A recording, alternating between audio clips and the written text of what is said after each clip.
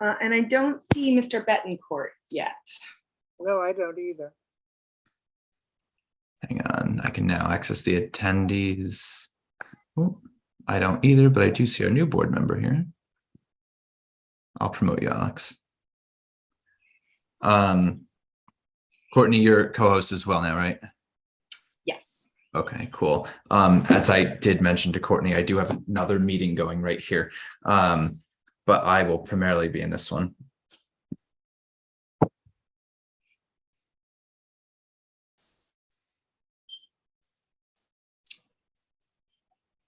Well, Hey, Alex, for everyone that doesn't know, the individual at the bottom of your Zoom screen is our newest board member, Alex. hi, Alex. Welcome. We are waiting for our first guest. We have two guests tonight. The first one is At least Alexander. we're hoping to. Correct. He confirmed, though, to you, Blanche, right, today? Oh, yes, he did. Yeah, but Yeah. there was a problem with getting the invite to him, apparently. He was having some difficulty accessing the link. We'd sent it to him multiple times, and then Blanche was nice enough to get us his private AOL account as well. Wow. We sent it there. So we will see. Okay. Well. Courtney, you're the other guest. What is his name? Is he coming earlier, as we talked about? Yeah, he's going to come around 7. Okay. If we don't get Mr. Betancourt, I'll text him and see if he can jump on, and we'll reverse order.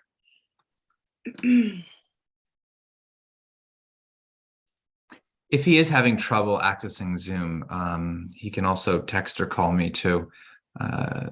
Yeah. Blanche, whatever is helpful. Do you have a cell phone?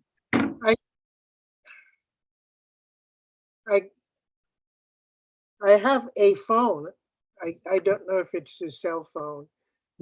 I gave the phone number for him to call. At least the office did, if he was still having difficulty getting the Zoom invite. So I don't know.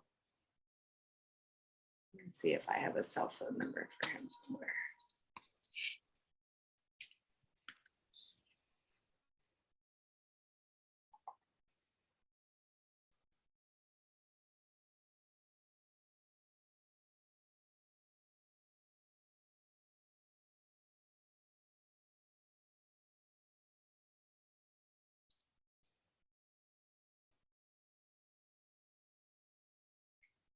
I don't think I have a cell phone number for him. I'm happy to try calling him. Blanche, do you want to? I'll have to go get his number. Okay.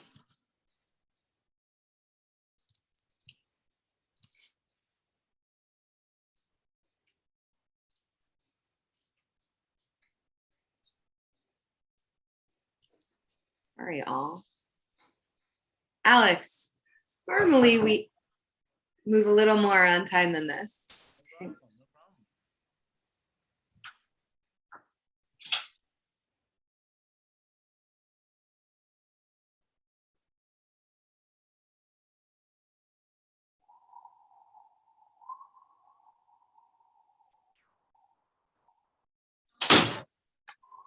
So Alex, I have children and they are trying to invade my room since we have dueling phone calls happening in my household right now. And they are debating which parent they would like to interrupt most imminently.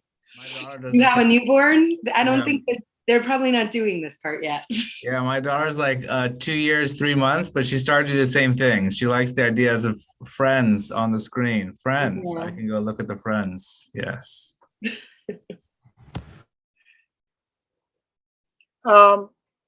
I have his. Don't say his phone number out loud, please. Just if you want to email it to me, I'm happy to call him offline. And then if not, I'll text Naveed and just see if he can join a little early. Text Naveed, okay, and see if he can join a bit earlier. I'd like to call Mr. Betancourt first, since I know he was time constrained. So Yeah, and I think he's on the road, which is part of the problem. He was traveling. Okay. All right. Well.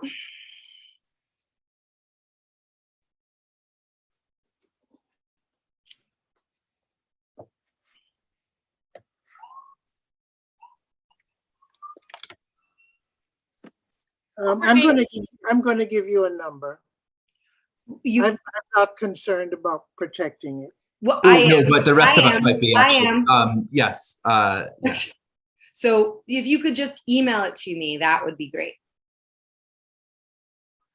Blanche, can you email me? I'll have to I think at some point we need to think about bringing back the chat, even if it's just a private chat. Not the worst idea, actually. Yeah.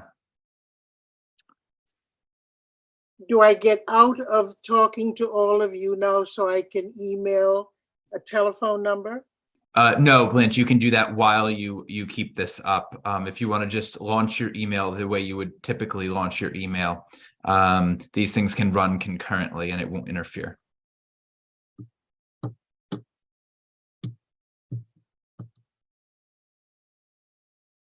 And who am I sending this to?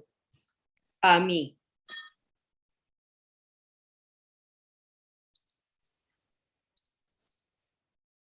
Let's see what I have for you.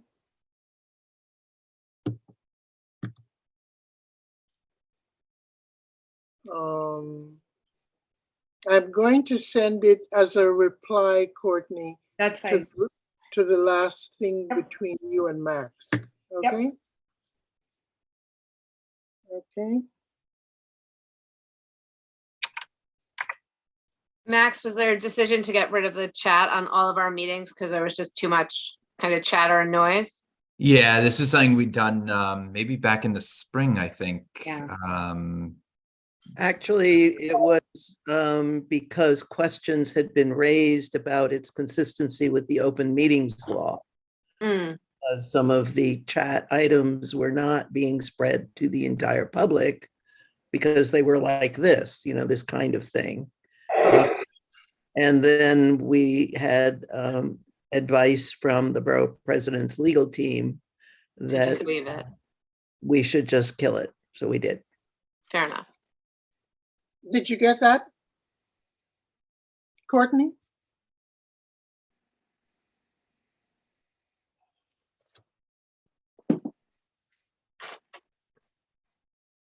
Courtney gave a thumbs up and is on the phone now. No, I need to get back to you people. Just look to minimize your email and the rest of us will probably appear. All right. I did not get any response, so I've just texted Naveed to see if we can That's fine. have him join. Courtney, could you, while we're waiting, like just refresh us with what we're hoping to do with DYCD? Yeah. Yeah. And this is especially also driven by Mark, who has also stepped away for a second, but he did a there he is. He's there. Now who's where? Mark is back. Oh, I didn't know Mark had left. I have a very finicky battery, it seems, so. This is kind of how today has just gone in general today. So Blanche, are you back? If you are, I'm happy to let you answer the Kristen's question about why we're talking to DYCD.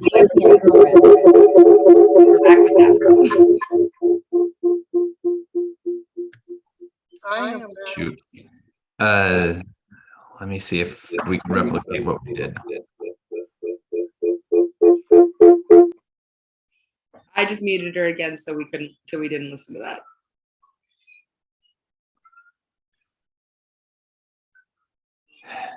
It's like April 2020 here. It really is. Actually, April 2020's meeting went remarkably smoothly. I'd like to give a big nod to Mark Diller, who is on the call right now and led April 2020. where I believe we were the first community board, right? March 24th, we actually did it before the April meeting. So what we were missing is the Russian hackers that tried to invade the meeting. And then one of our board colleagues, who happened to be fluent in Russian, saw the Cyrillic names, knew they were here up to no good, and chastised them in their mother tongue, not to embarrass themselves and their families. And they all left the meeting and went to terrorize somebody else. It was great. I did not know that part of the story. That's amazing. Yeah. They came to the CEC meeting and drew phallic images. In Well, there was April? another set of English-speaking ones that came and terrorized poor Gail Brewer, who was our first guest, but that was a different matter. That was a different meeting. But they weren't the Russians; they were English-speaking. Just on another note, I think we figured out Blanche's audio again. Blanche, if you want to try speaking. Nope.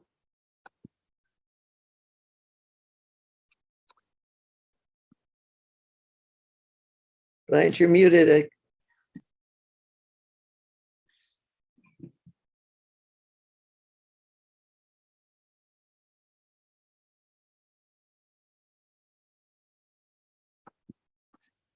Blanche, I just sent you a prompt. Try clicking it if you see it.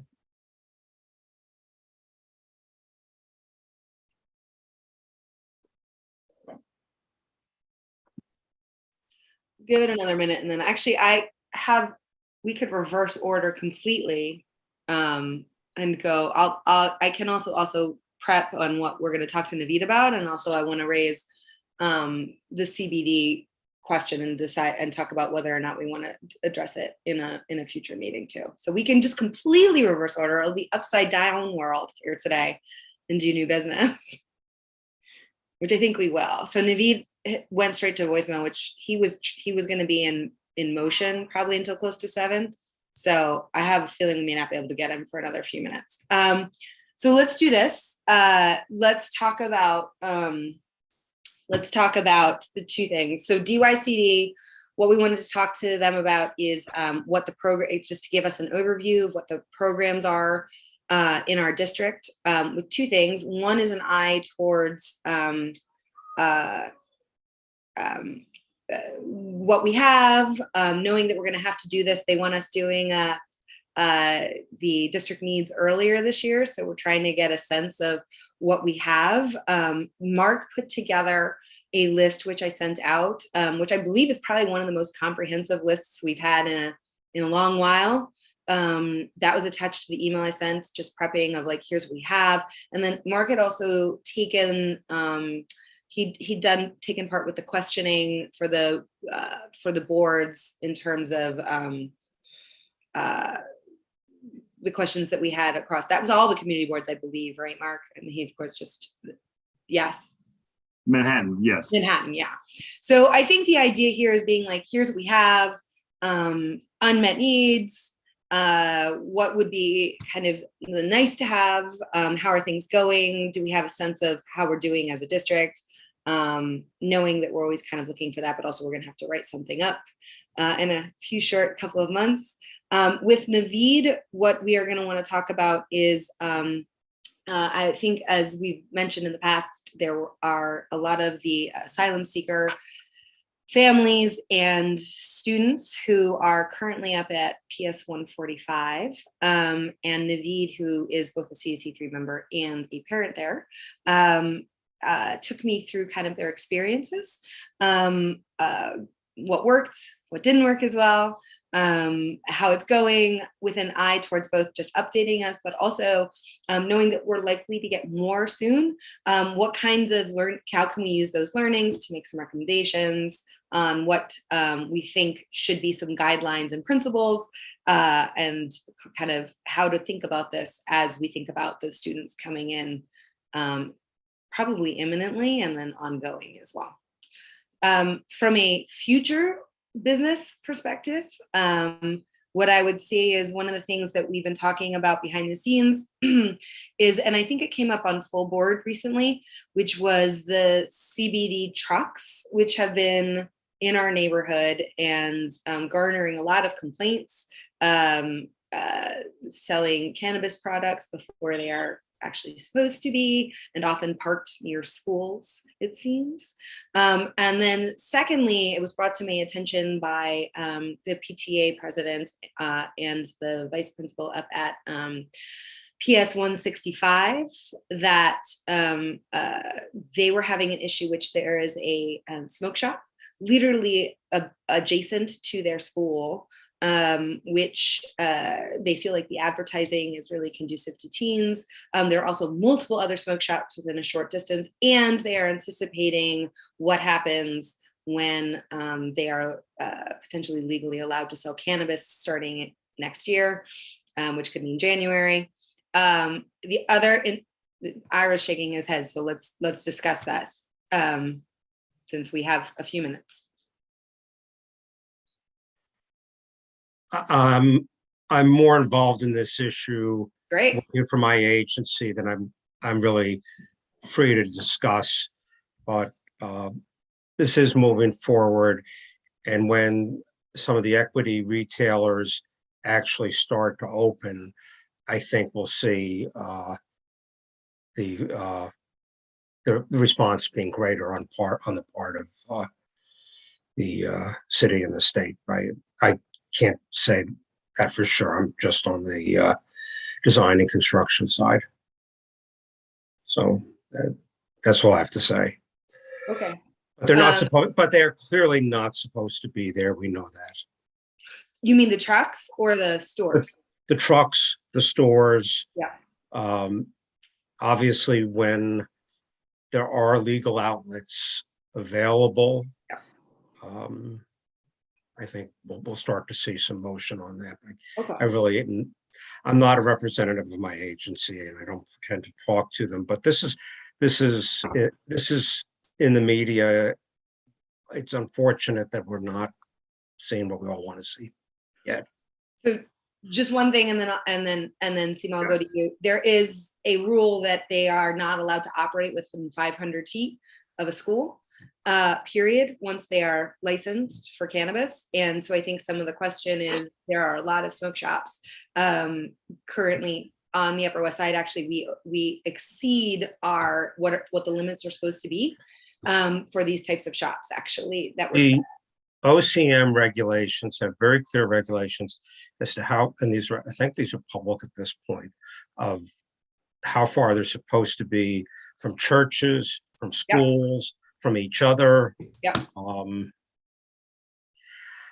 Before they used to, the unregulated providers were right inside the schools. So, for those of us who were a little more sheltered than some of us here, they were often delivered right to the classroom. So we'll leave it at that. Seema, yeah. Sorry.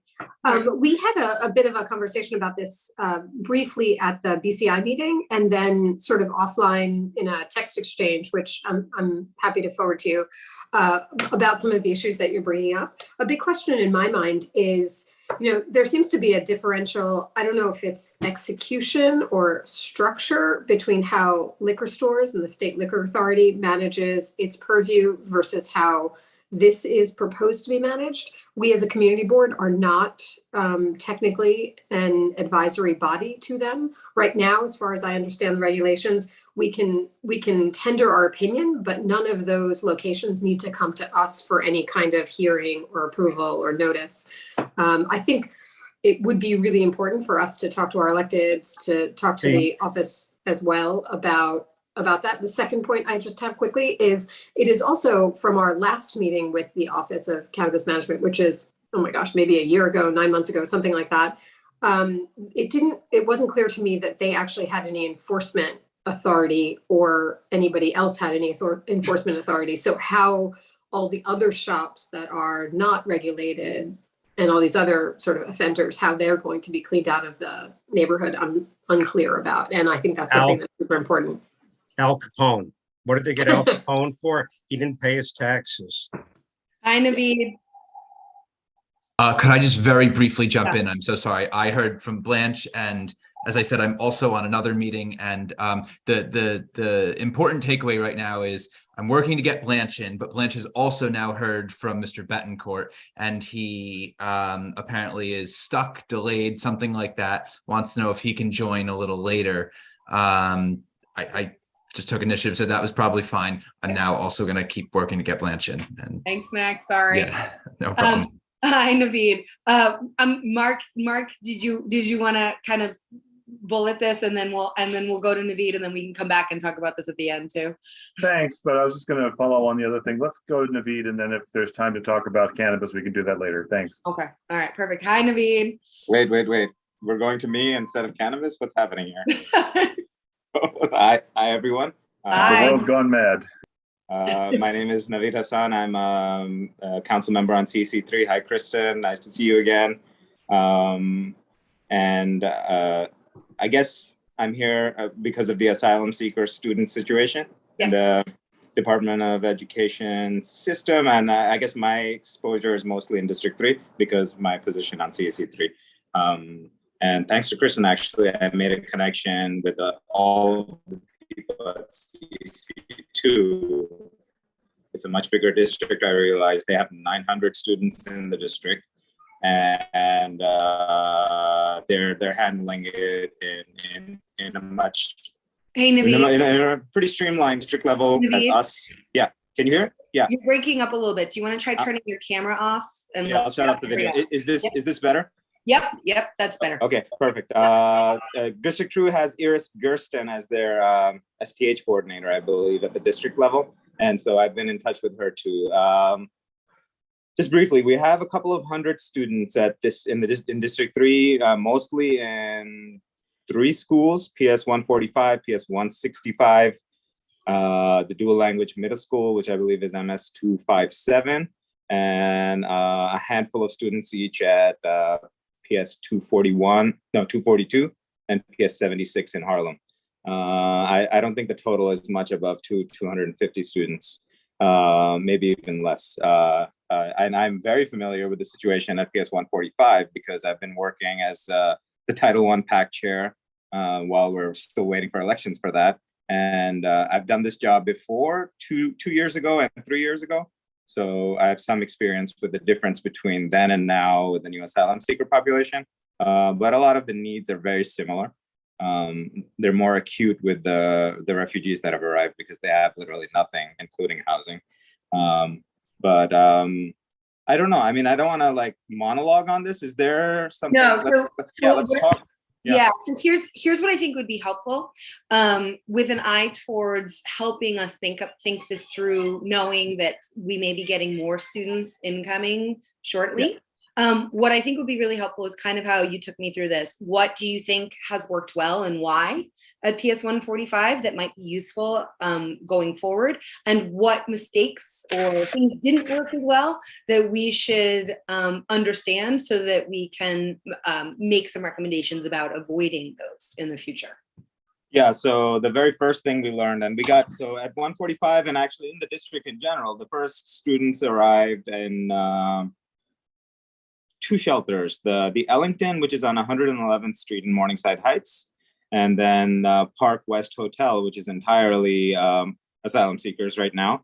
And those students ended up at either 165 or 145, and that older siblings are in dual language middle school, thanks to some of the efforts of the school administrators and teachers directing the families to Spanish language programs so the kids have less of a disruptive entry into the school system. For both them and the schools, it's honestly much easier when at least half the time they're speaking the home language in school. But the very first thing that happened was there was an outpouring from the community and then like churches and synagogues of items. So the used items collection was overwhelming. And I would advise against starting that effort because you need a lot of volunteer hours to filter through all that stuff and to get what is decent and reusable to the people who need it. And then often it doesn't match, right? You'll get like dozens of things in one size and there's just not enough demand for that. So a lot of that stuff ended up after being sort of picked through by the families both.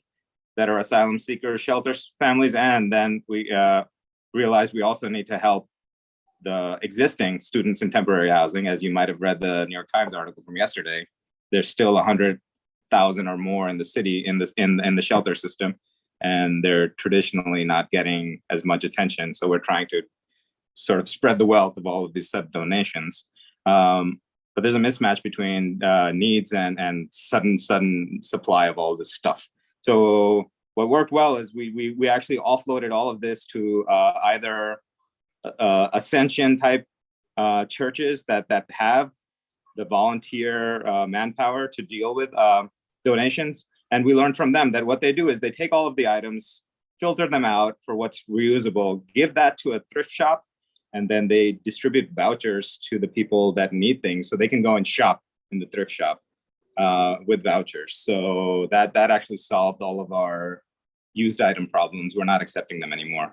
And I noticed also in District 2, everyone there is using the Amazon wish list approach, which is sort of a based on-demand basis. You add things to wish lists for each shelter, and people who are so desiring will buy items off of that wish list. And the organizer of the wish list can sort by priority, right? What is most needed and what is least needed. So that works really well in terms of getting items shipped directly to someone who can just pick them up and give them to whoever needed it.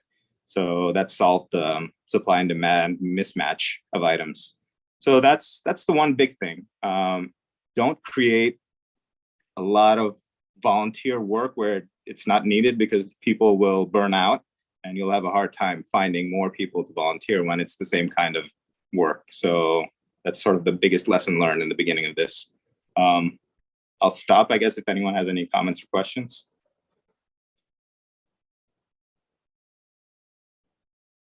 Yeah, Kristen. Yeah, that's wonderful, Naveed. I've definitely been through a few volunteer scenarios that were similar. I was wondering what exactly they're able to do in the school and what's being provided from Central to support all of the schools that have seekers, now. So, well, one thing we noticed is that a lot of the students ended up in schools that were close to shelters as sort of a first criteria. But the second criteria was, where is the school that has both capacity and a willing, someone had to raise their hand, right? A school administrator had to say, yeah, I want these kids. So it wasn't just capacity. And sort of, not a big surprise, but almost all of the students ended up at Title I schools. This is good and bad. The good thing is that the Title I schools have sort of the infrastructure, at least somewhat, to understand and deal with the needs of people in temporary housing. But the bad news is that they're already suffering from a lack of resources in general throughout the school population, and when you get a very acute high needs student population showing up, it places a lot of stress on the school budget and staffing. So I was starting to politely request in public the need for resources attached to Project Open Arms from mid-September. Because the kids had already been in school. They had been in the shelter since late August. But in mid-September, I was like, okay, we have the kids, they're in the schools. The schools have done as much as they can in terms of providing them whatever extra school supplies they have. If it's a uniform school, usually there's a stockpile in the school for handing out. Most of these schools give out uniforms anyway to families at the beginning of the year. 145 definitely does. So everyone gets a free uniform at the beginning of the year. And there was that was all depleted. But other than that, for until my repeated requests in both public meetings and media of finally like demanding that like something be done about the resource issue, we didn't get anything until I think this week. So 10 days ago, there was a press release by the city saying that they had already provided $25 million to all of the schools that needed it and had requested it through their district budget officer. I asked around in many different schools and principals, and nobody had gotten any money. So that was essentially something that they were maybe planning on doing the next day, but they had not done it yet. And I'm always very angry when they make announcements like that, because nobody had reached out to me after my repeated like emails and calls saying like, when is this happening? And the superintendents in the districts had no idea what's going on. So that was also unfortunate. But since then, they've been told that budget lines have been established for the schools that have asylum seekers, and principals are being asked what programming is needed for these students, if anything. And it is, some of the students are well behind in their formal education for their age. All of the students need screening for mental health issues. So Spanish-speaking mental health professionals, whether they're social workers or therapists or psychologists, is one of the big needs. And that's actually not just for the kids, it's for the families also. And that's a request that's being made by the school for for hiring someone, so that there's openings now for trying to find someone. The problem is that now everyone is looking for, all the schools are looking for this, and it's already, the school year has started, so it might be a little difficult, but at least the budget is there. What else? English language learning after school classes are being established at PS 145 as sort of one of those. And add on to what is coming back now. Last year, all the schools had COVID recovery money, so schools are also getting that again. And it was unclear whether that would happen. But academic recovery money for COVID is reaching schools, as far as I know, and those programs are being reestablished where school administration is able and willing to do that. So English language learning education is added back in, and I forget what else. There's a whole bunch of things, but based on what I'm seeing on announcements on school notifications, it seems that resources have become available. So that's a good thing, yeah. Just to be clear, so you're saying some of the programming that the principals are asking for is after school English ELL? Yeah, well, in school, if they need staff, let's say they don't have enough ELL availability, right? Let's say the current instructor is fully booked for all of their hours. Yeah, they can hire someone if they so request. So it's really on a case-by-case basis. I think 145 was okay for the in-school part of it, but they needed some for both after-school instruction and a way all of these students needed to be in an after-school program so the parents can work. The one thing that all of the guardians were asking is that we really want to work. We don't want to just sit around and not do anything. So that means that the kids need to be in school from 8 to 5.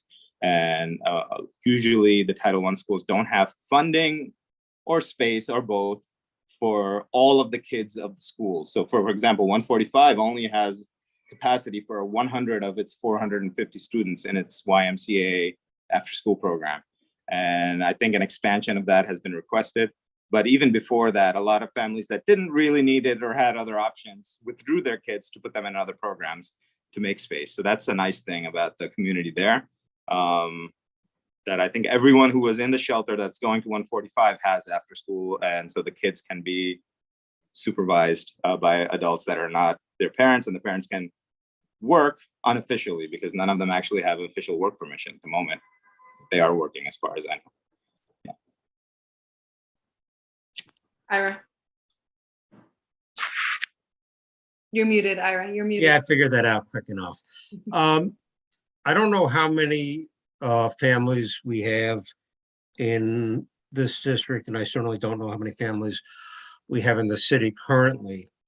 But a few years ago, we had a problem that we didn't have seats for homeless families in our district, and they were being bused amazing distances for schools. Obviously, we have capacity, or at least we had capacity come September. Obviously, that capacity is reduced, and at some point or another, it gets filled. Mm-hmm. And then my next problem is how much capacity do we have? And then the next problem, which ties back to the housing issue, where you start to fill hotels up in non-residential neighborhoods. How do those children get educated, or how do those kids get educated when you actually fill the schools that are near the the hotels. And then the last question, because I had the discussion about this at the 108th Street ribbon cutting on Tuesday with one of the consultants for supportive housing. We have he's running into a situation already where he's finding that he's competing against hotel owners that several months ago would have spoken to him about becoming supportive housing. So we're going to sooner or later end up with this thing that I'm going to be really cynical for a second, sorry. The supportive housing population is not as profitable for the hotel owners as the asylum seekers. Yeah. It's an unfortunate calculation, and how does that get resolved? Actually, peculiarly enough, one of the thoughts about how you do supportive housing these days is actually you do mix them with families, but I can't quite picture how that exactly works here. And I'm just posing these two constituencies that sooner or later run into each other. And I'll shut up with one more comment. I used to work across from the Hotel Martinique when the Hotel Martinique was in its full glory in the early 90s, and there was absolutely no support services for families there, but there might have been several hundred children in the Hotel Martinique. For those of you who don't know, that's on Herald Square. And I don't know where this goes, but I don't, what do we know about the continuing inflow of families into New York? And I know right now this has been done on very much an ad hoc basis, and we're only 2 months in, not even 2 months into this. Yeah. So the last question, I don't think I'm the person to really speak about supportive housing because I'm on the Education Council. I do know that there is a significant amount of funding being directed towards shelter housing populations because it's such an acute need. But going back to school enrollment, and I will ask for an assist from Kristen on this, I think there was always room in our Harlem schools, the elementary schools, to enroll any number of kids that'll show up. We never filled that up. So that, yeah. What do you think, Kristen? I think we still have plenty of space. If you I know now, but even back then, right? Ira was saying like, I don't think we ever had a situation where our Harlem schools were fully enrolled. They could have put people in there, yeah.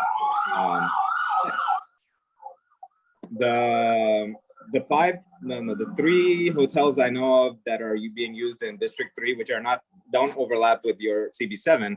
I think CB7, the only one that I know in CB7 is the Park West Hotel.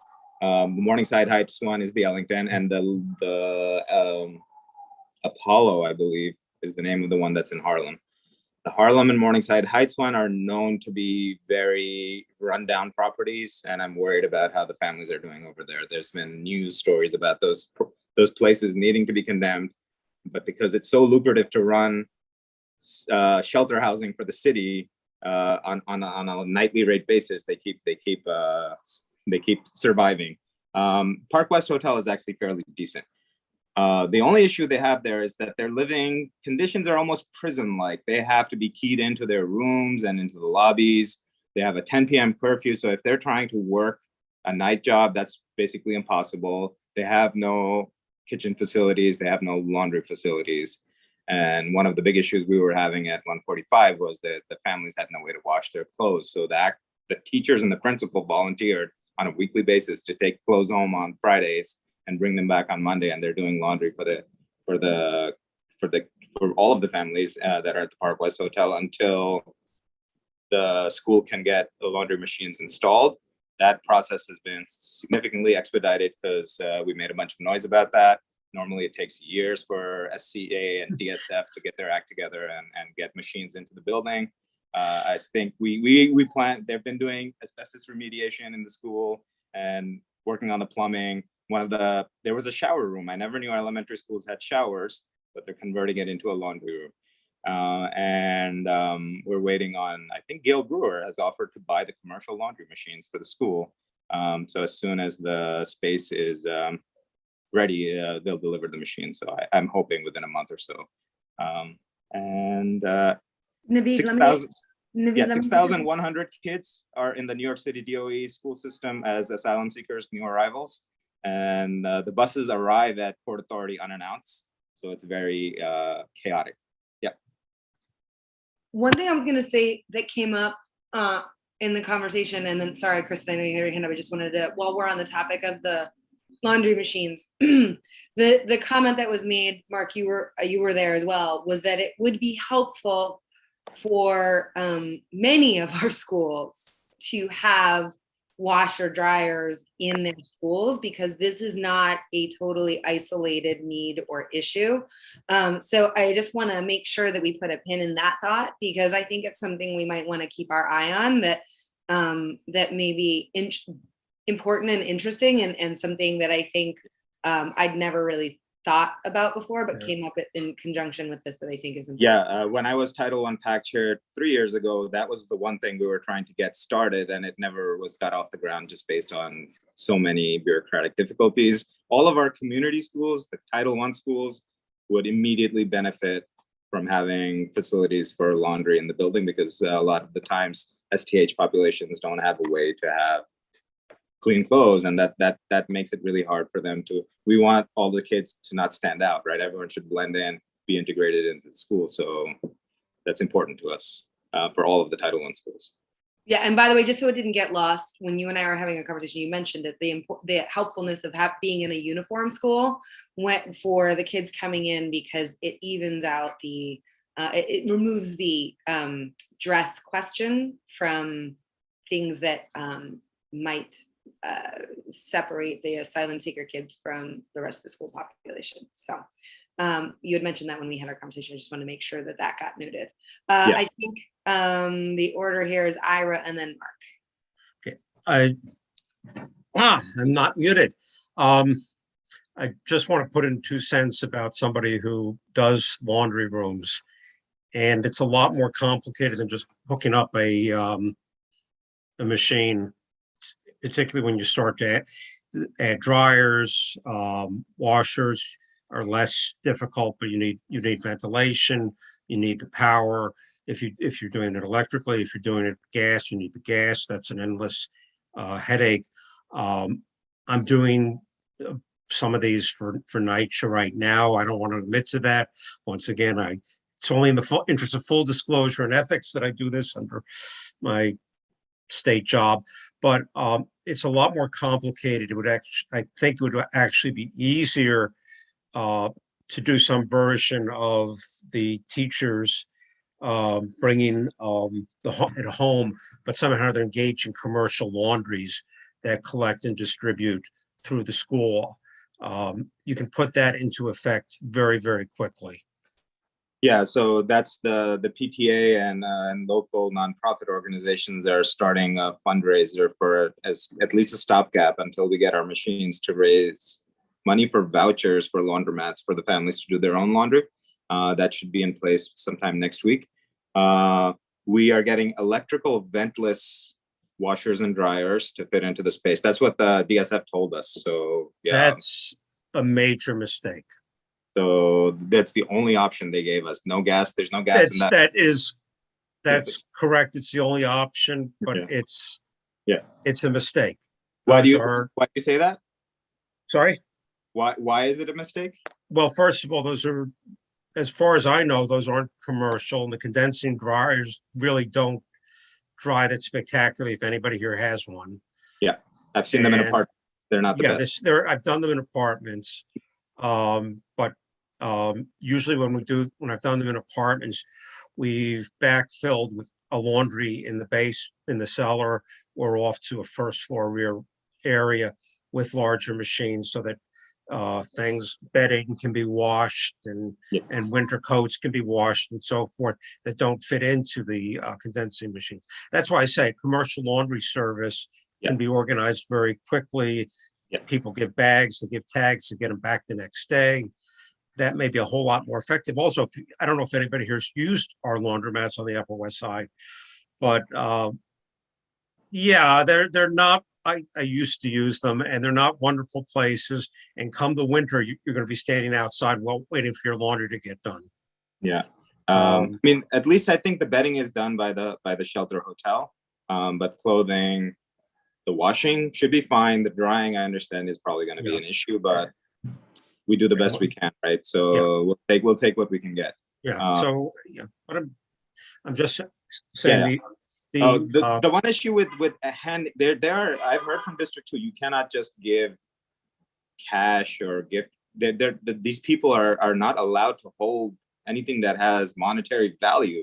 So some places are confiscating gift cards if you give it to them. So we have to figure out a way to like make that stop, because they have issues with hot food already. So it's not an ideal housing situation that they're in right now. And I can't solve all of the DSS problems that are around this, but we are working under the radar as much as possible to give the families what they need to have a dignified existence. So, well, we can offer all those politicians from Florida and Texas the next time they come to New York free hotel accommodations. Yes, I agree. Let's put them in.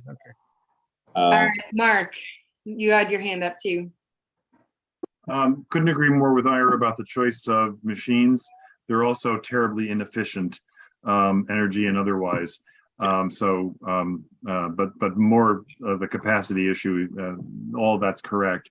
What I was going to add, I hope, without repeating, is that one of the things we constantly talk about, and Courtney talked about it at the top of the meeting, one of the functions of a community board is to have commentary on the budget. And I think we're now working our way into another budget priority request or potential budget issue for our work, which apparently is going to happen faster than we think it is. So, okay. I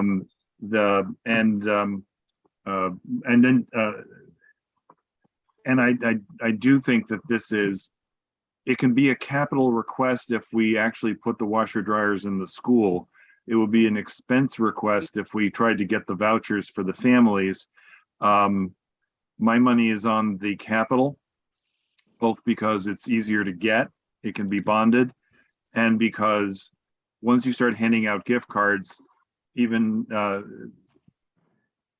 it's harder to distinguish among populations. Whereas if you draw the line at Title I schools, that's a very discrete number. It's knowable, and it's an allocation to a building instead of to a group of families, which could be ever changing. So that would be and then the building itself has to police or figure out who gets to use it when. But that would be the smarter way to do it, based on absolutely no expertise on my part. And the last thing, generally speaking, these things go in a basement, and plumbing where you're trying to force water uphill to get to the sewer line is also not the friendliest thing in the world to do. So that's another reason why you want a big capacity machine with a lot of oomph instead of a machine that the water flow downhill will be a backfill. Anyway, my thoughts. And I just want to quick jump in. I just promoted the phone number that arrived. I think that might be Alexander Betancourt. Alexander, you're just gonna have to press. I'll send you a prompt to look at your phone if that is you. Otherwise, you might have to press either *6 or *9 to unmute via the phone. It's *6. Good one. Thanks, Mark. *9 is raise your hand. Yeah, he raised his hand. And before, just getting back to Courtney's point, when we get new students, we have to figure out how to get them to their Spanish language programs as efficiently as possible, because there's no priority that was being given to that. It was just the volunteerism of school leaders and the proximity to shelters. Getting them to DLMS was actually an effort, right? We had to convince the families, and principal was willing, but we had to tell them that's where your Spanish middle school kids can go, as opposed to being completely lost in an English program. Mr. Betancourt, can you hear me? Yes, I can. Okay, we're wonderful. We're so happy to have you. We're finishing up our another topic, and then we'll get to if you can hang on for a few minutes. Is that okay? Not a problem. Yeah, wonderful. Not a problem. Thank you. All right. We're talking, I don't know if this may interest you. We're talking about the asylum seeker students that are in our district and how that's worked at some of our local schools. All right. Next up is I have Kristen and then Ira. Yeah, I'm actually going to jump on the last thing Naveed just said, because I think in the CC meeting last week, Superintendent Samuel said he thought there would be more asylum seekers coming to the district because there's capacity still in the hotels. Yeah. So my concern is that when and if we add more students with needs, how are the schools going to add budget line to support them? Like, even just gen ed classroom teachers, much less they certainly need bilingual and all of the other supports that we're requesting. Yeah, I mean, I would recommend that they first sort of volunteer the schools that have dual language programs and that hopefully have some. They definitely have capacity in the upper grades and even in elementary. So 3rd, 4th, and 5th grades in many of the Spanish dual language programs are under enrolled. They're always struggling with the potential of getting bridged. There are many elementary, I think 8 or 9 of them, Spanish dual language programs in District 3. And currently we're only utilizing 2 of them. So that's an immediate place to be bus kids, right? You might have to bus the younger kids from their shelter to those programs.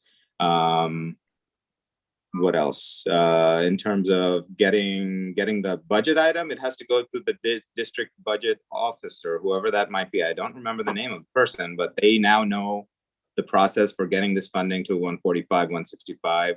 Whoever else has sort of made some noise about that, so that it's an established way of doing things, so they can just follow that path. There's definitely budget lines being added for these needs. The initial citywide budget is 25 million for Project Open Arms. It might go up based on the needs of all of the total number of families that are coming. The city comptroller, I believe it is calculated that the amount has to be a minimum of $34 million. So there's an immediate 9 million shortfall there.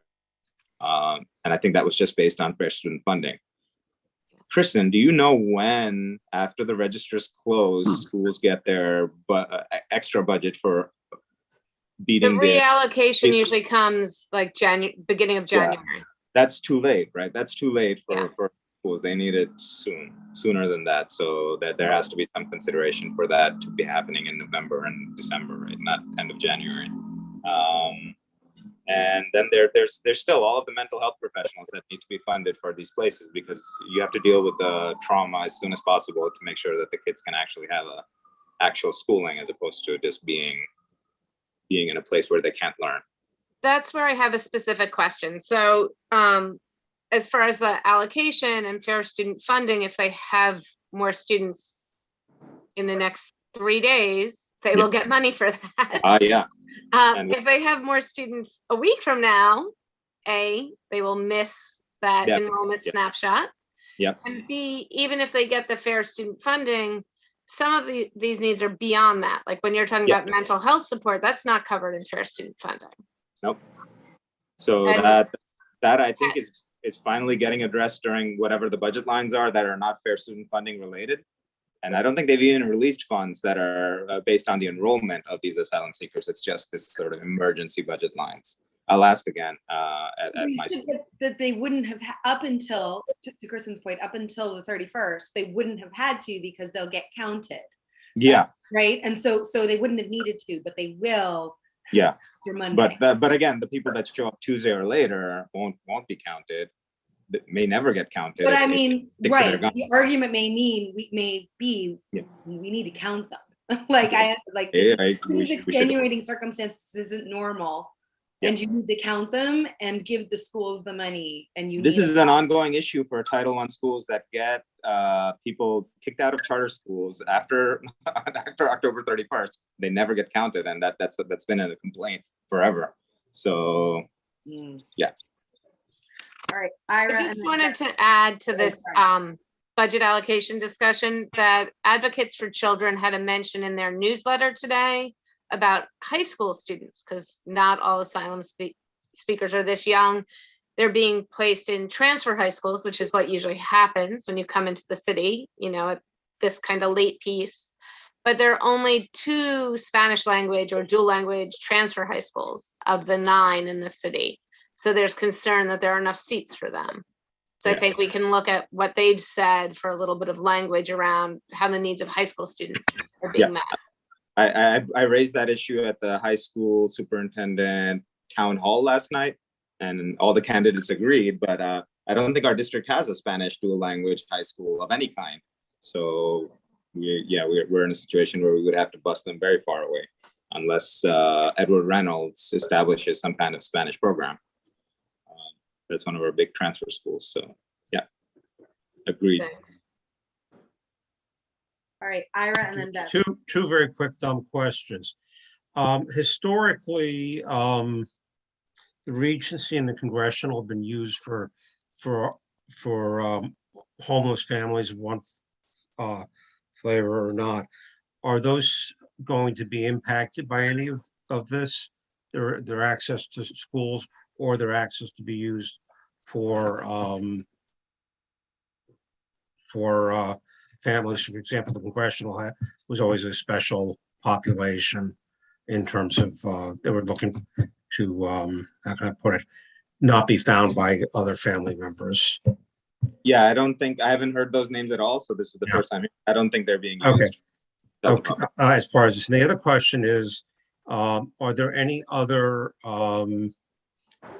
incoming groups, or particularly, there are other displaced populations that are, and how are they part of this discussion, or are they being accommodated elsewhere? It's a different process, so I can speak to it because it's PS 145 that has a Russian dual language program, and we're getting war refugees from Ukraine, political asylees from Russia, that are all landing, at least the elementary age kids at the school. They come as refugees where they've been sponsored by a person in the United States. So crossing the ocean creates this time and distance to have a process in place where a family sponsors them. So they're staying, family or someone is sponsored. They're generally not in shelters, and there's a lot less of them because of this lengthy process. Although 2 days ago, I was contacted by a 15-year-old girl who came alone, found a job as a barista, is in a Lower East Side high school, and staying with a friend from the internet that she made for free, and needs someone to essentially foster or adopt her. So I'm in discussions with different people to try to figure out where she goes, but she is so well put together. I'm not really worried about her, but I will help. Okay, but so there aren't people coming into the dual language at 145. Yeah, that are coming. There are. About 15 kids are Russian speakers, and 45 to 50 kids are Spanish speakers who are essentially refugees. So it's about 60 refugees. Just asking. Yep, that started in March. So we had a little bit. I'm aware of the issue. So we had practice dealing with it on a small scale, and now okay, we're like, let's scale this up. So practice makes perfect, but you don't want to practice too much. The school is 22% STH population now, so it's a big job. Okay, Bev. Hi, we've also been tracking the efforts by the Department of Education to revise the Fair Student Funding Formula. And one of the features of that is most widely approved and accepted has been to add a weighting for students who are homeless. Yeah. And I was wondering, is there any push underway to get that component embedded as rapidly as possible to address some of these concerns that you have around adequate funds for the asylum-seeking population? And of course, the 100,000 kids who are homeless in the system to start with.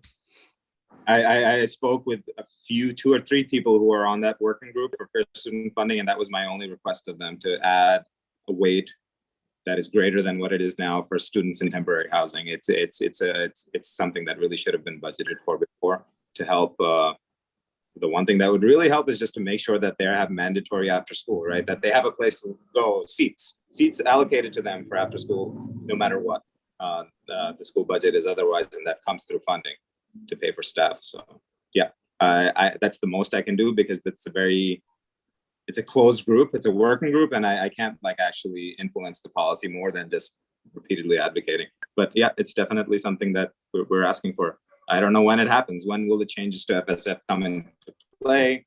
No one knows.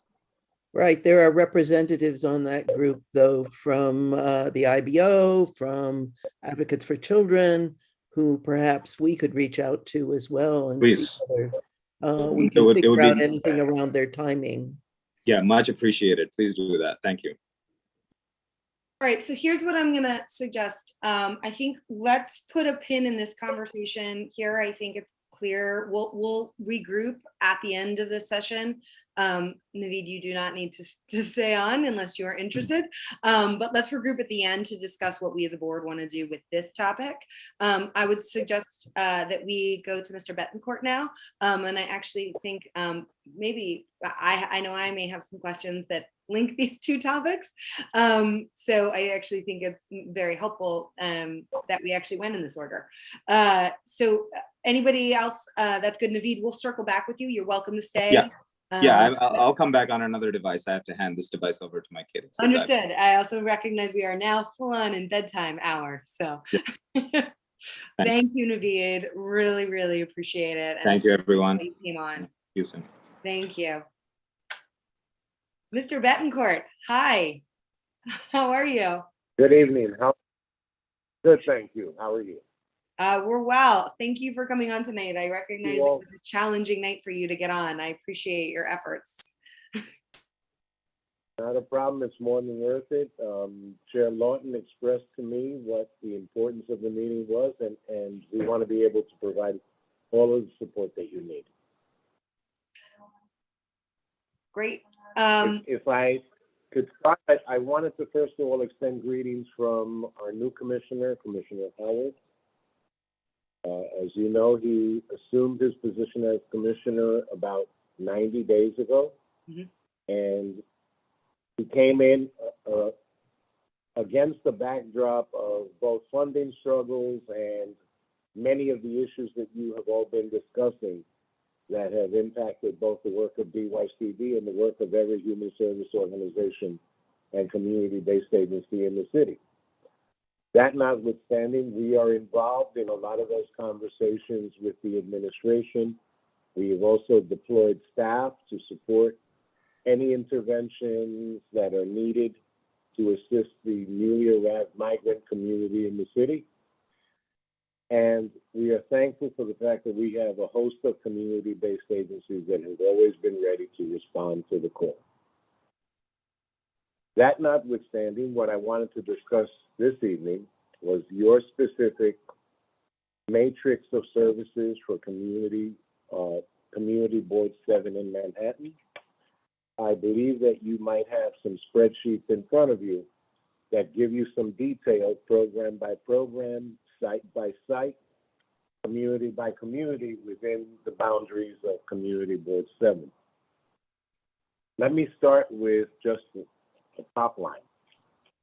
We are funded we were maintained at the level of funding that we had previously, which was approximately about $1.3 billion, which was the largest budget that DYCD has ever had in the history of its existence, short as that might be. Those funds are used primarily with nonprofit contractors for a range of services across the city of New York, each community being treated within its own context, particular needs that surface in some communities that may be greater than others, issues related to conditions of life and conditions of integration into society. And at the front of this,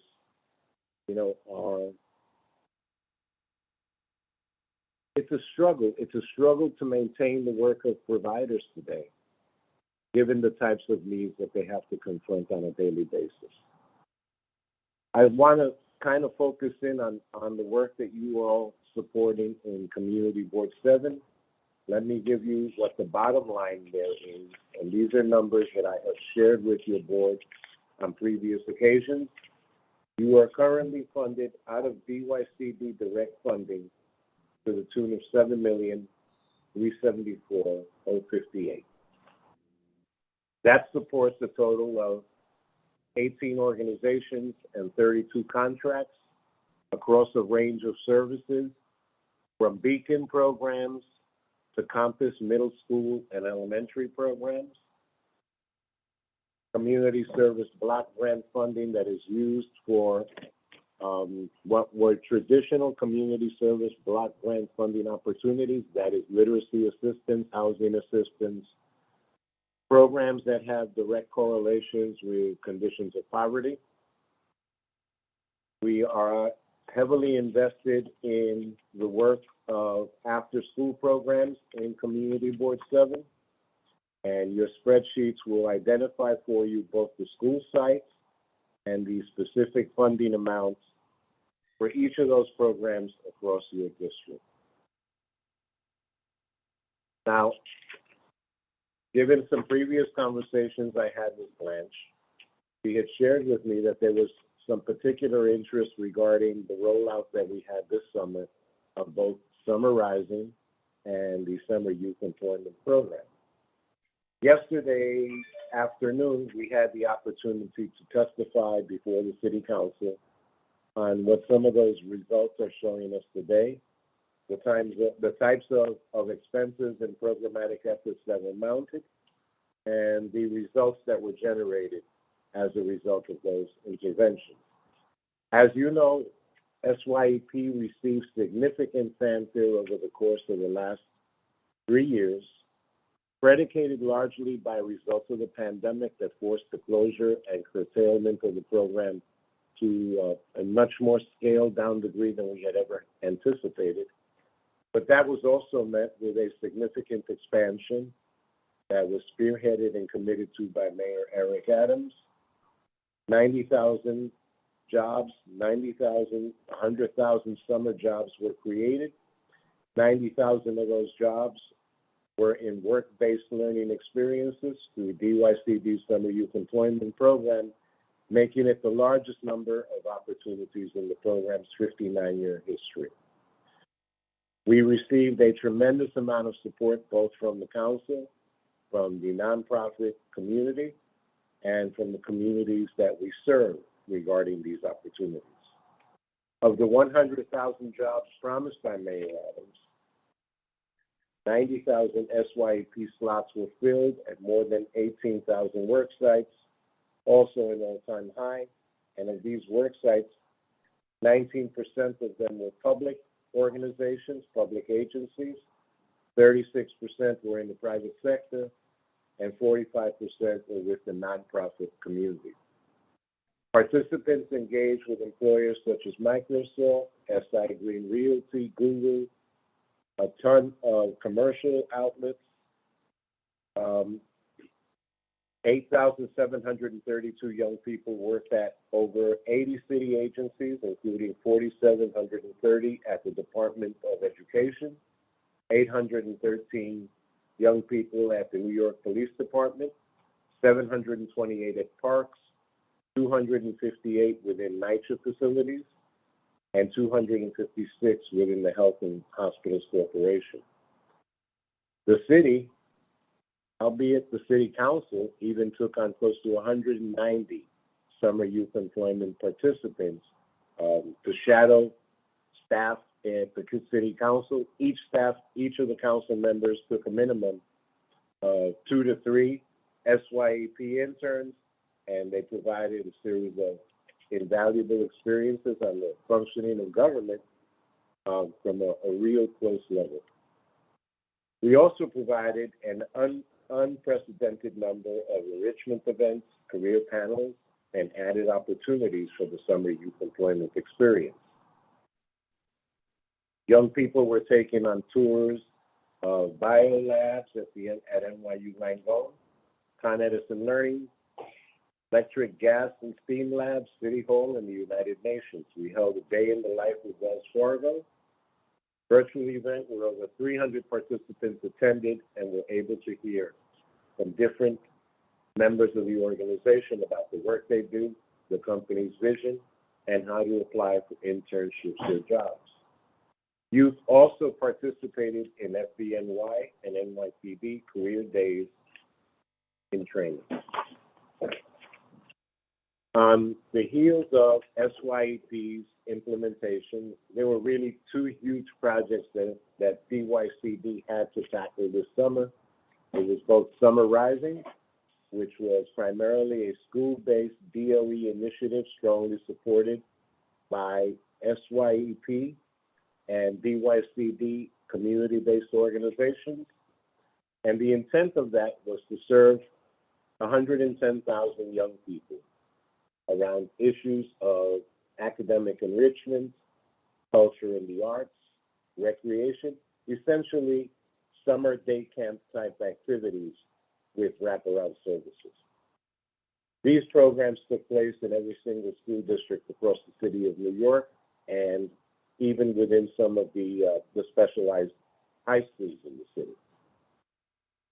We confronted initial problems with enrollment, and those problems with enrollment had to relate it specifically to the fact that we had a number of major institutions all coming together on a very short timeline trying to plan for a highly impactful and a highly rewarding program experience. Bureaucracies that normally don't ever have the opportunity to participate in programming as peers and as partners came together to try to do the work that was needed to be done in order to advance the vision for young people. The Spring Enrichment Program and the Enrichment launch gave schools and providers an opportunity to connect with enrolled families and plans for the summer. In advance of spring break, we trained parent coordinators, CBOs, and other family-facing DOE staff so that they could support families in completing applications when the portal opened. We pushed back the enrollment launch a bit after the spring break to ensure that school staff would be available to support families. The Summer Rising application was applicable by computer, phone, and tablet. If a family didn't have access to technology, their school's parent coordinator was made available to help complete these applications on their behalf. The application had features so families could apply in their home language, and that confirmation emails were then sent to their home in their home language immediately upon completion of each application. Unlike last year, there was no wait time between applying and receiving a spot in the program. We also wanted to provide families with the flexibility to choose any program that best met their needs, whether it was a neighborhood school, near their place of work, or other family support. We heard a lot of feedback about giving priority to families already associated with schools and programs, and that will be factored into all future endeavors regarding the redesign of Summer Rising for next summer.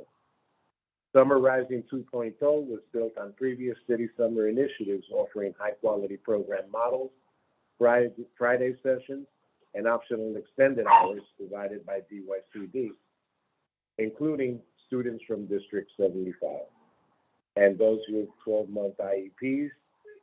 Summer Rising focused on students with disabilities and students in temporary housing by isolating and putting forth a selected number of slots that were just dedicated to District 75 and special ed student populations. Students also had access to other supportive resources and referrals for enrichment opportunities, including teacher-led language arts and STEM, outdoor play, field trips, and creative arts.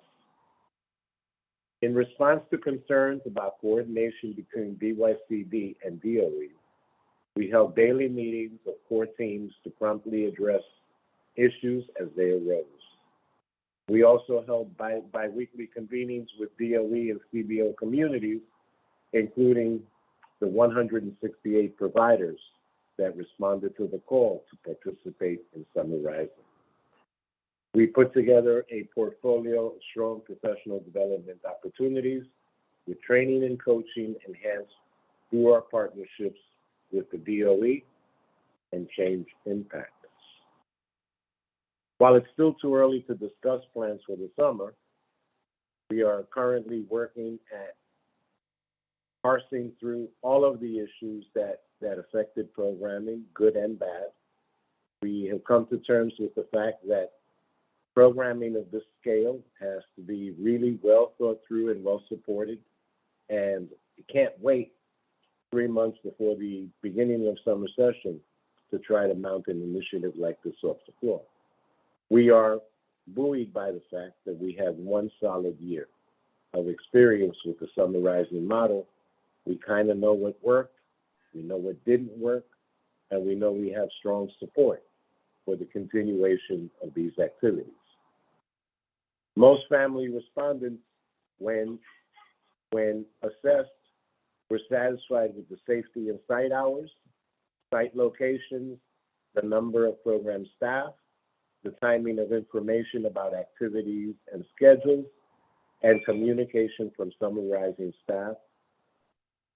There were some transportation issues that continue to be worked on because there are many other entities that have to be brought to the table around those types of discussions regarding busing opportunities, programming options for young people that don't always have ready access immediately within their local school communities, might have to go some distances in order to find open seats. We also surveyed families who participated last year, 37% of total family respondents who were now in Summer Rising 2. 81% of those respondents who participated said that the application and enrollment process was the same or better, while 12% said it was worse. 80% of family respondents who participated last year said also that the locations were the same or better, while 12% also said it was worse. So there's a lot more winnowing of information that we have to do, and we have to try to be very mindful of the fact that there are many moving parts to programming initiatives of this scale that we have to be mindful of going forward. I want to thank you for the opportunity to present on these issues with you tonight, and I'm open to any questions and comments.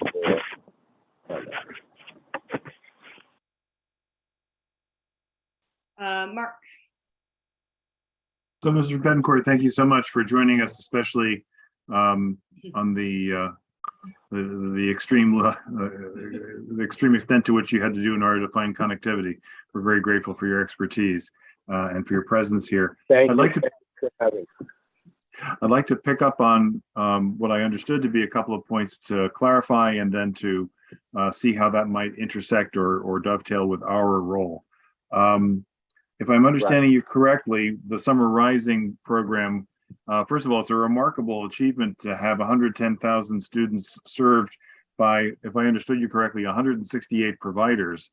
That's a relatively small number of people, meaning a lot of students provided by each. And then to pull that together in a relatively short period of time.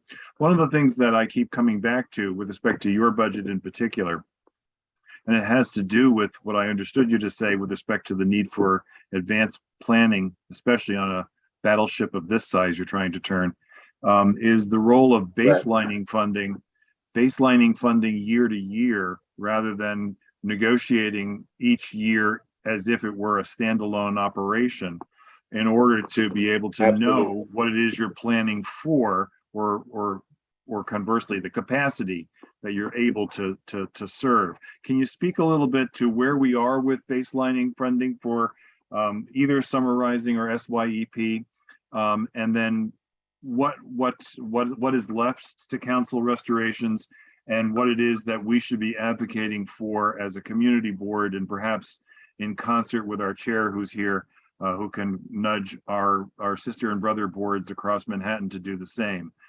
It's all about baselining and proper planning, and I see those two things as related. Could you comment on that, please? They are absolutely related, and I can share with you that we achieved great success over the course of the last year and a half in just getting baseline funding for SYEP, which was monumental and was strongly supported by the advocate community. I think we probably face similar challenges this coming fiscal year, given the state of the budget, given the state of the stimulus money essentially being pulled out of the budget And we have already been directed to, we have already planned to take pegs, as you know. Every city agency has been asked to already put together a package for pegs. So I think that there is work that has to be done. Some of that work can be done internally by the organization, but the advocate community has to continue to be vigilant in this process if we're going to duplicate the scales that have been achieved this past fiscal year. I think you also now have, the situation of newly arrived New Yorkers who will have additional needs as we move forward in this process, and who are going to be impacted by all of the decisions that get made in the budget related to services to young people and families. So I would say that those are conversations that I think I can both relay to specific people internally in DYCD, but I think that may also have to be pulled together as leadership discussions at the BP levels and the council levels.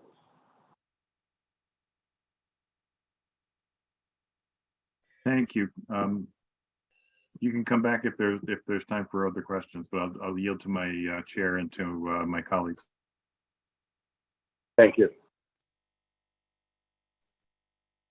I have a question if no one else does. So, it's interesting. I'd heard anecdotally that, sorry, my husband is dealing with a temper tantrum outside, which I'm worried that you all can hear at the moment.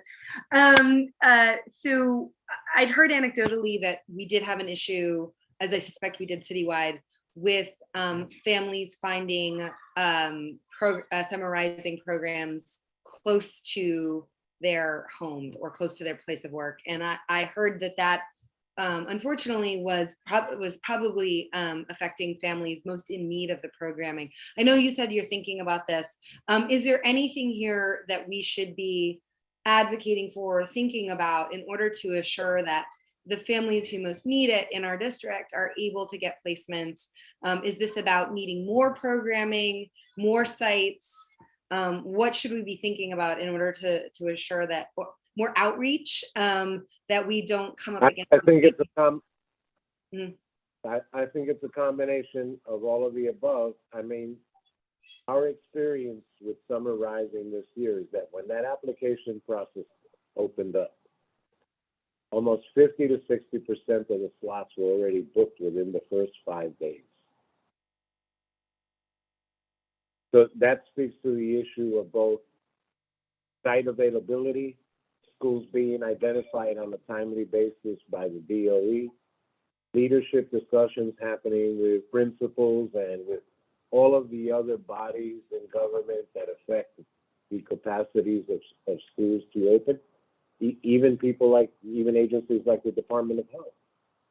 I mean, we have to go through a regulatory process with DOH in order to get programs cited and placed inside of school buildings. That happens with our Beacon programs, it happens with our campus programs.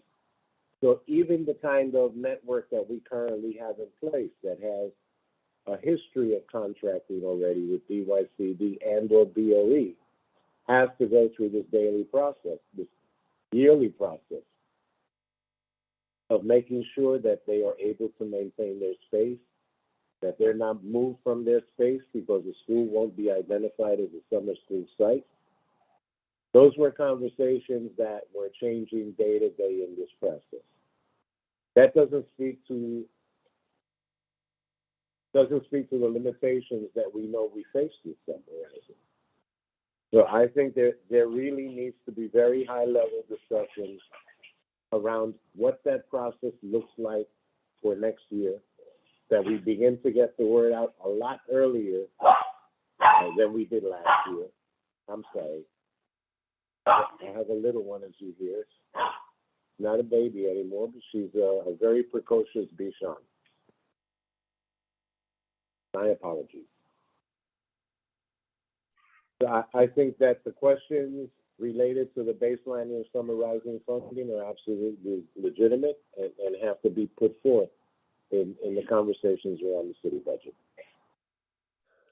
Bevan, I can identify particular people for you at DYCD who are closer to that budget process than I am, who I think could be helpful in gleaning some additional information and direction on that process.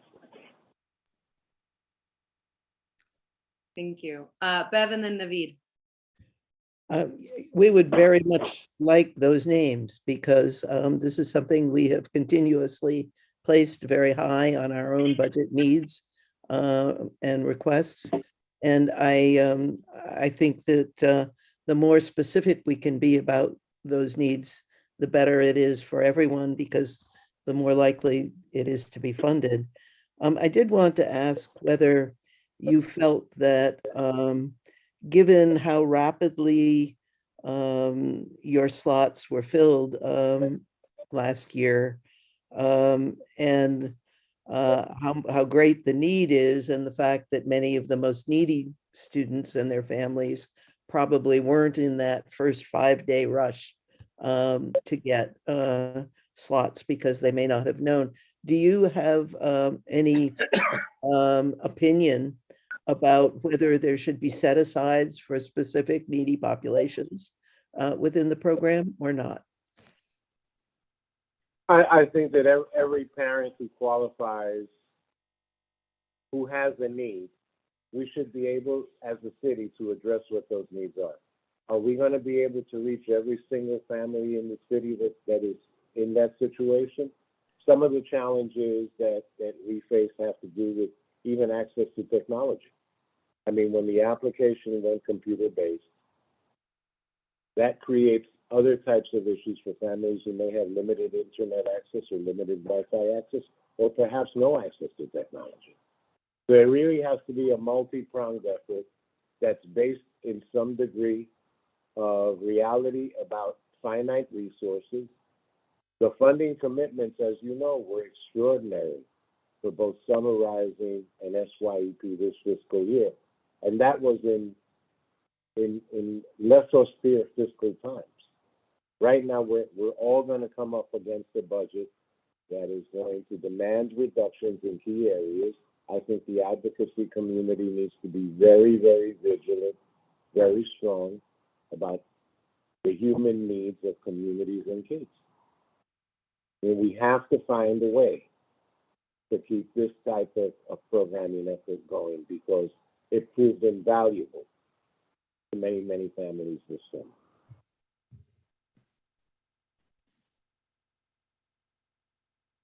Naveed. Yeah, I have some insight into the way the second summer of Summarizing ran. There was again a call for volunteers by volunteer school leaders to actually take on the project. They weren't forcing principals to start them, so whoever raised their hand got a school to run for the summer. And it's not always easy to find staff for the summer, especially like you need a principal in charge, you need an assistant principal in charge. And it was like the last day before it started when a lot of the staff finally was identified. That's one of the challenges. We had some sites that had parents, waiting 5 and 6 hours on day one. Yeah. To verify that their children were enrolled. Then once they get to the door, they had no more space for additional kids. Those are the types of issues we have to be mindful of moving forward and plan with a degree of expediency on how we avoid these issues. If we're going to have quality programming, then we have to have quality programming for our kids. We can't force the DOE to open up spaces if their capacity is limited as well. They're operating with a finite set of resources around summer programs.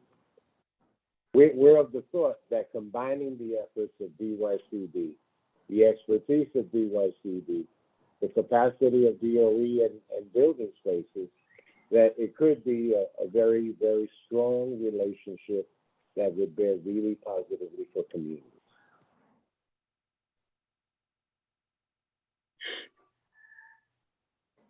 Yeah, so that actually brings me to a point where I was thinking about this last summer. Can we have DYCD only run summer camps in school buildings the way that some parks department runs recreation center summer camp, that doesn't require teachers and principals and administrators to volunteer to do academic recovery, but provides childcare, physical activity, using the space of schools and the staff of DYCD. That would be a home run of an idea if it gets funded. Yeah, I mean, in many cases, all of our school-based programs are basically run by CBO staff, with the full support and the authorization of school leadership. In some cases where we're running instructional components inside of these programs, they are many times staffed by DOE teachers who are working with per session rates, but the core of the programs are basically CBO staff integrated into the operation of the schools. If we find a way to remove the bottleneck of DOE staff, you can have probably a lot more programs running, given the financing. The space is there. The buildings are closed.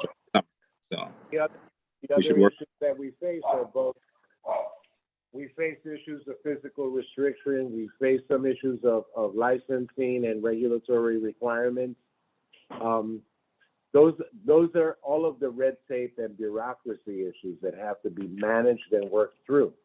Yeah. For you to be able to have quality programming inside of school buildings. Yeah, I think it can be done. Parents, you know, there are park department camps. opening fees that have to be paid. There are opening fees that even have to be paid to custodians. So no space in theory, you think that a space is free, but there are costs associated to the opening of school buildings that we want to get into some equitable conversations about, you know, bearing those costs with a degree of equality. I think Mayor Adams has been very strident in talking about the fact that we shouldn't always look at building freestanding community centers when we have schools that have those types of facilities. Access is limited because of a host of issues, but you could very well see schools beginning to take different shapes and forms in the future. The future right now is now. I mean, that's the type of need that we're all facing in the city with our young people.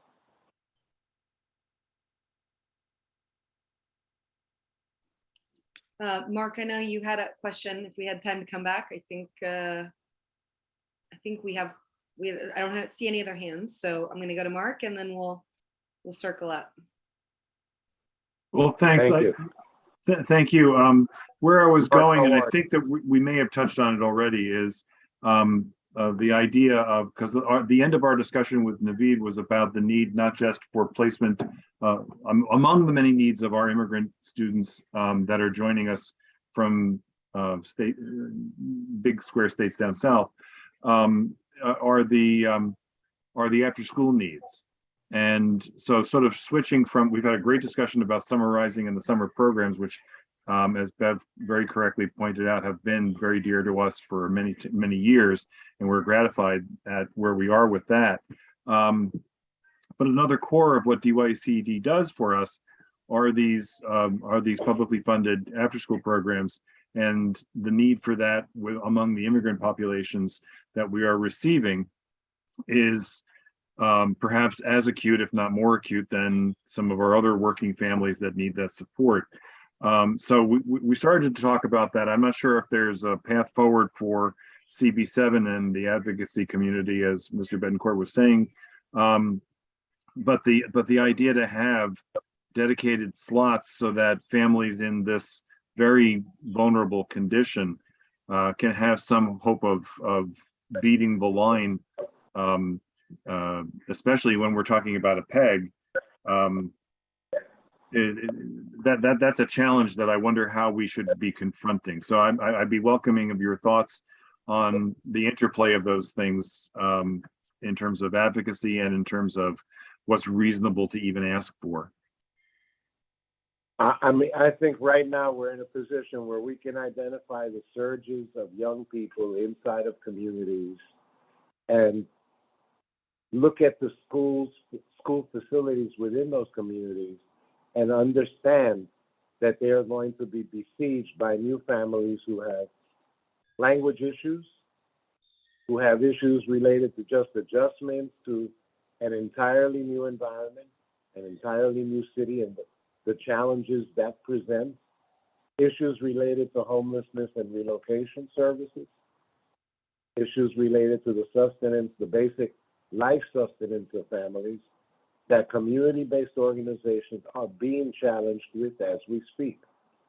The guidelines for programming within campus programs clearly allow for priority to be given to newly arrived students, students who are in transition, either related to housing or shelter transition, and students who have issues related to language access. So none of our programming is going to be restrictive of those populations. It's making sure that we have programming on the receiving end of each school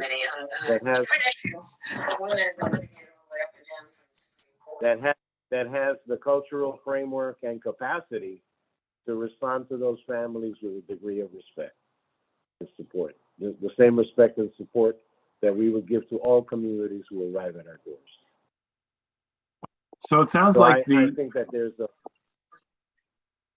Go ahead, I'm value sorry. to conversation with providers. I think there's a significant value to very well-structured conversations with providers as we speak about conditions at those sites in campus.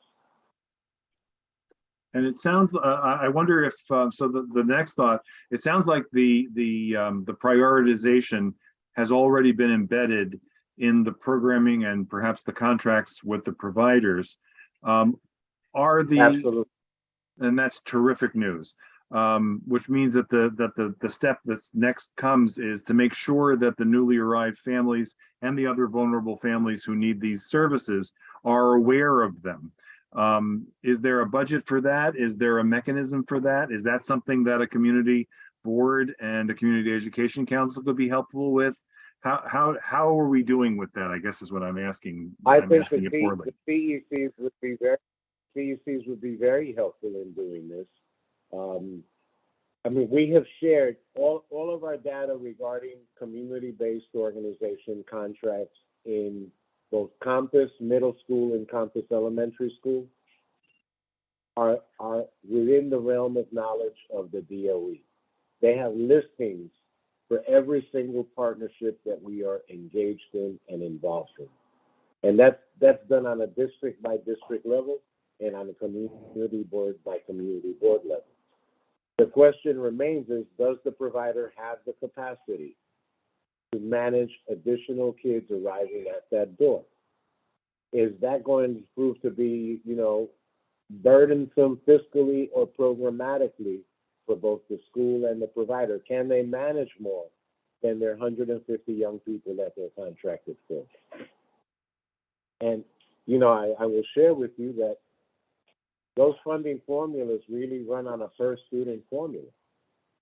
So there are monies allocated specifically around the number of young people who qualify for and should be supported in the engagement for after-school programming. Well, that's great. Thanks. Now, can we always use more money? Absolutely. I mean, we've only touched perhaps 30 to 35% of available schools in the system, around the scale of programming that we currently have. We're not really deeply engaged in high school programming, yet you identified very clear language access issues at high school levels now with newly arrived students that have to be confronted by organizations that have both the capacity and the willingness to do that type of work. So that represents an entirely new dynamic for even the Department of Ed. Got it. Thank you so much. That's very helpful. Naveed? Since you're on the line, I have a question. For my son's school, where we have 22% STH population, 75% below the poverty line, what limits DYCD from having a bigger after-school program? They currently only serve 100 students out of 450. Is it DOE funding? What can we do to get more children in the school under the DYCD YMCA after school? What I would share with you is that I'd like you to send me that situation specifically, and I will put it in the hands of the deputy commissioner who oversees that portfolio. It's a woman by the name of Susan Haskell. Thank you. Because these are not monies that are funneled to community-based organizations via the DOE. These funds come directly to support programming in those schools from DYCD to the CBA. So we are the contracting organization.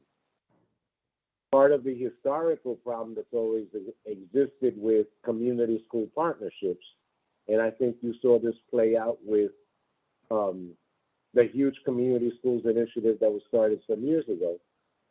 DOE doesn't have the contracting capacity to work with nonprofit providers to the degree that the system demands. So there need to be other organizations stepping up to both facilitate that process, look at new needs in a different way, and be ready to respond to new needs based on the case that's presented. So you've got 100 kids in that school. Yeah. An STH school, which automatically qualifies it for campus programming. Yeah. And so only 100 kids being served. Only 100 out of School 450 kids can ever get a seat in the YMCA after school, which is managed by DYCD. And we've been asking for more, especially, especially for the asylum seeker students. Those numbers with YMCA? Yes, it's YMCA, the West Side YMCA. Yeah. Right, but were you able to verify that they're limited to 100 kids contractually? Yes, this has been an issue even before the asylum seekers showed up, but now it's more acute because we want to make sure that all of them who are new arrivals have a place to be after school hours. So I would appreciate you sending this. Send me anything in writing that you can send me regarding the specifics on this matter. Absolutely, And I'll get your contact information. And thank you. Thank you, sir. Related question. It does strike me that this is also, as we think about our asylum seekers, because this is something, what Naveed is talking about is also something we need to be thinking about, right? Which is at the schools at which we are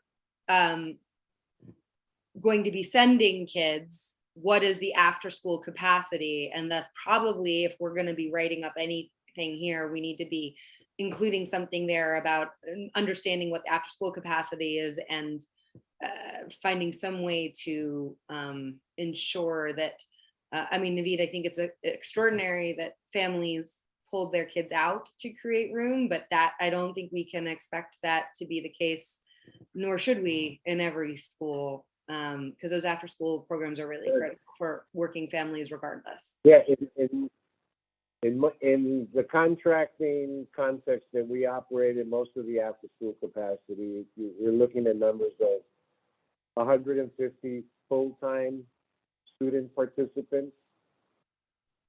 And that varies according to the overall size of the school, and it varies according to the overall structure of grade levels.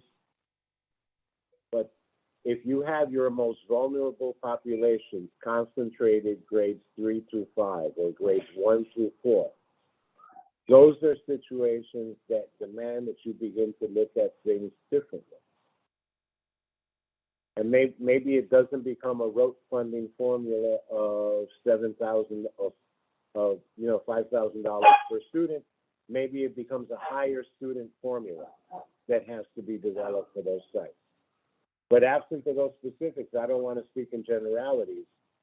I can try to help you tease through, you know, the situation that was presented, and maybe we use that to look, you know, to use that as the lens that we begin to look at other programs by. Now, it's only 15 hours a week that get 15 to 20 hours a week that get funded of after school time. Most of our programs start at 3, they end by 6, 6:30, 7 o'clock the latest. The other facility that we have that really should be open and accessible with a degree of immediacy are the beacon programs, the beacon centers that we have across all the sites. That's really the one-stop shop that we have, and we have presence in every council and manic district with our beacons.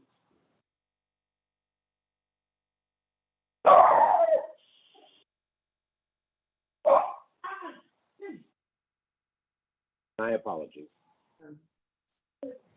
No worries. I'm still having my epic meltdown happening outside, so you and I are competing noises. I don't see any other hands. So last call here. Thank you so much. You've given us a lot to think about, and it ended up being really well tied in with our first conversation with Naveed too. So I'm really I'll speak for myself, but I suspect I speak for most of this committee when I say I'm really grateful that we had both of you here tonight to talk about this issue, because I think it's really timely and really important. And well, you know, I also want to thank all of you on behalf of DYCD for the type of support, encouragement, and fortitude that you always have demonstrated as Bert said. And the type of challenges that you place before us, because those are challenges that make us a better city for all young people.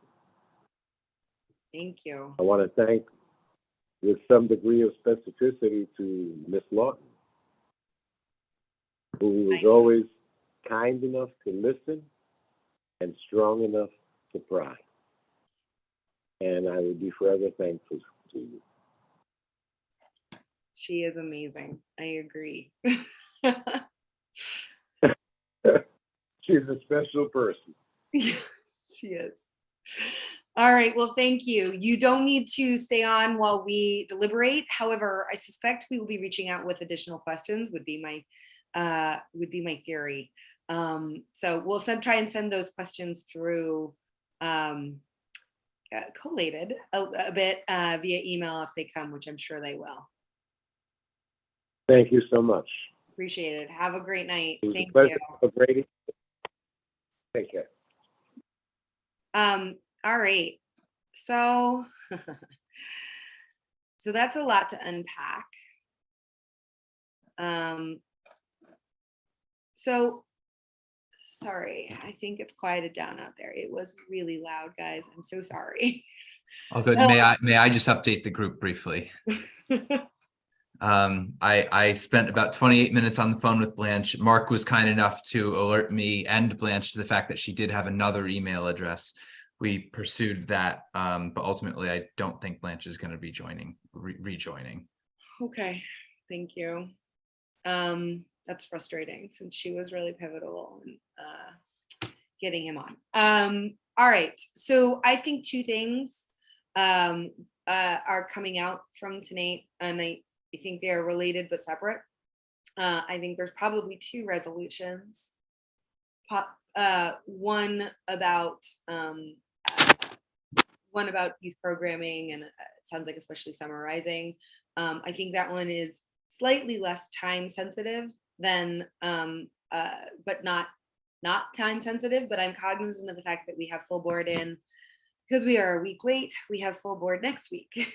So what I would suggest is that we get a resolution in about the asylum seeker students, because I think that's really timely and really important to get into full board. I'm going to just say that I suggest that we get something in writing and not make the perfect the enemy of the good.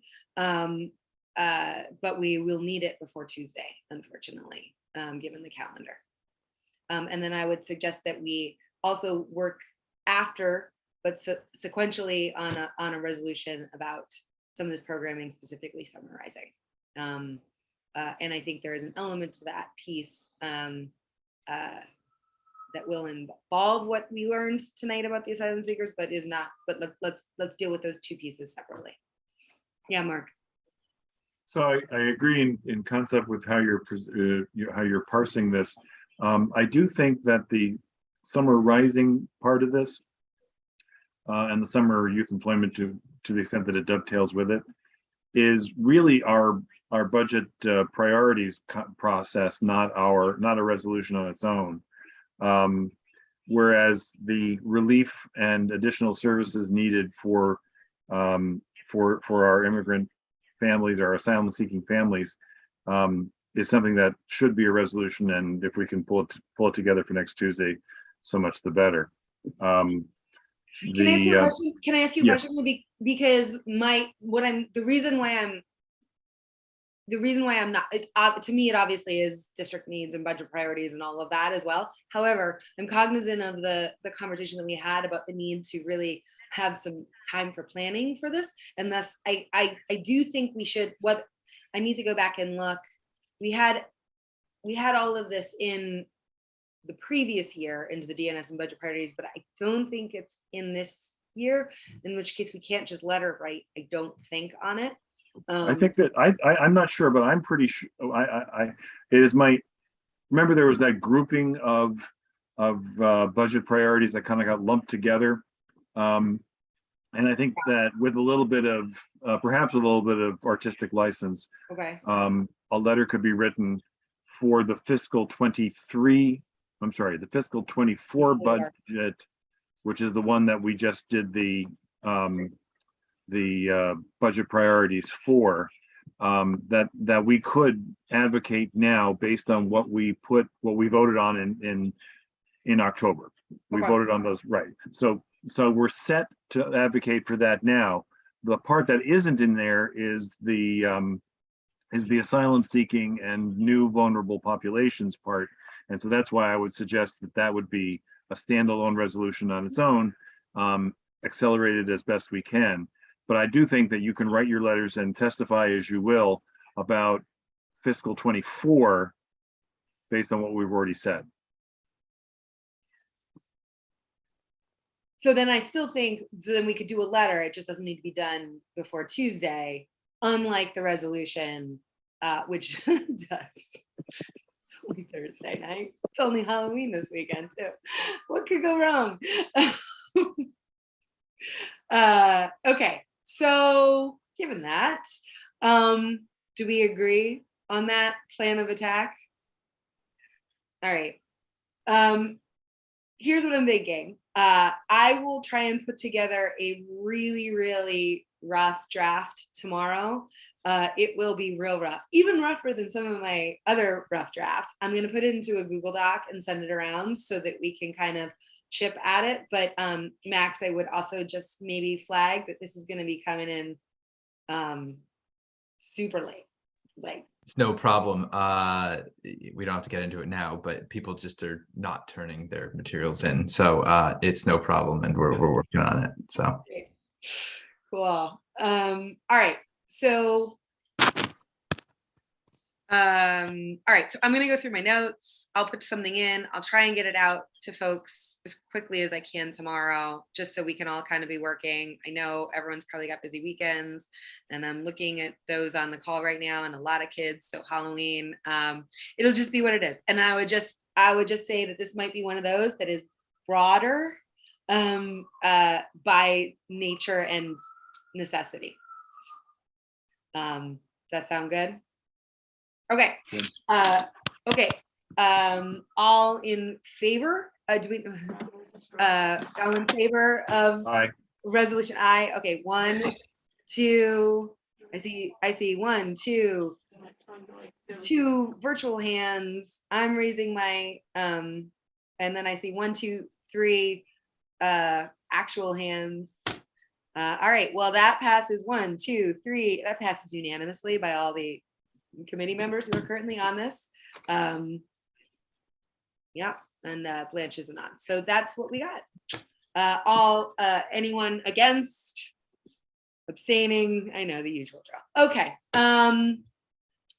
All right. So new business. Oh, Kristen's, yep. Oh, you still got a hand up. All right. No, that's just my voting hand. Sorry. I have a lot of noise in the background too, so Yeah. I'm trying not to unmute. It's just one of those nights, guys. It's just one of those nights. All right. So new business. Anybody? So I think maybe, I know we had said we would circle back to the CBD question. I think that really belongs in SEMA's committee. They've been talking, OCM's been talking for several months about coming. Yeah, that's fine. Yeah, Seema. Yeah, I think BCI has been trying to get OCM to come back and they've been a little bit reluctant, but apparently they're starting to either do the rounds or have a plan to do the rounds among all of the community boards. When they do, I feel like it should be a joint meeting. Okay, that sounds I can pass it along to Christian, who's Christian Benjamin are the two chairs now. That's fabulous. Yep, I agree. And if I could jump in real quick on that, the Upper West Side Coalition of Block Associations and Neighbors and whatever else they call themselves, they had a forum on, and the Office of Cannabis Management came to that, is actually the same people that came to CB7 whenever it was last winter, I guess. And they essentially had no new information from when we heard them to the summer, in part because the guidelines haven't been written or fully released yet, and in part because I don't think they know how to do it. Yeah, it's getting awfully close to going live, right? And I know Linda Rosenthal has been interested in this topic too, so we should definitely make sure we loop in with her office too to see what's going on. Yeah, Max.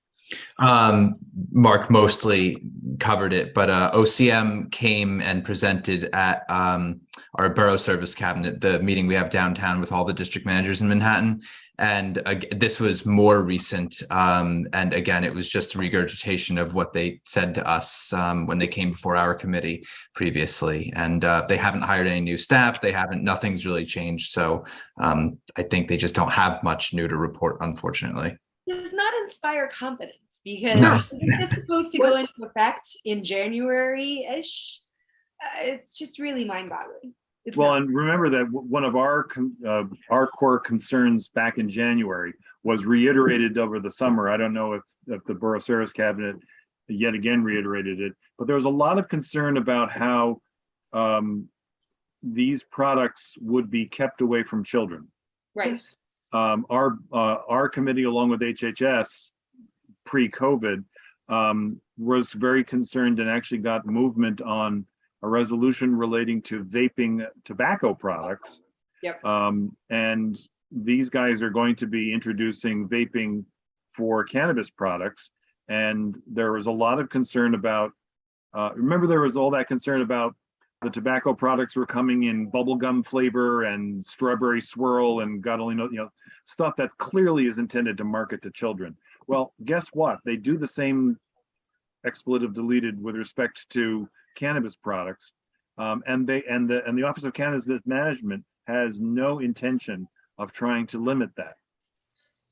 Yeah, that's one of the things. That's one of the things the PS 165 folks said, which was that they're already concerned because some of what's happening in the existing smoke shop that is adjacent. And by the way, remember that's co-sited with Mott Hall too. So there's middle school students right there. Is that their concern was that it was feeling very targeted. And so I agree. I think it is a problem that's coming, but it's actually a problem that's already here. I don't want to correct anybody's misstatements on this meeting. Some of these things do have policies in place, whether disseminated or not, widely enough, I don't know, I won't say, but I think we have to get OCM here to correct any misconceptions that people have. And I would not pretend to report what OCM says or does, but I would not pretend to say that we are hearing correct. We're hearing a lot of rumor, which to the best of my knowledge, only requires that OCM make some public efforts to squash these rumors. That's all I can say. Okay.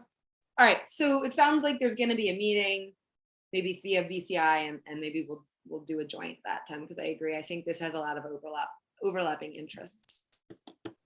Okay. Motion, are we good? We good for the night? All right.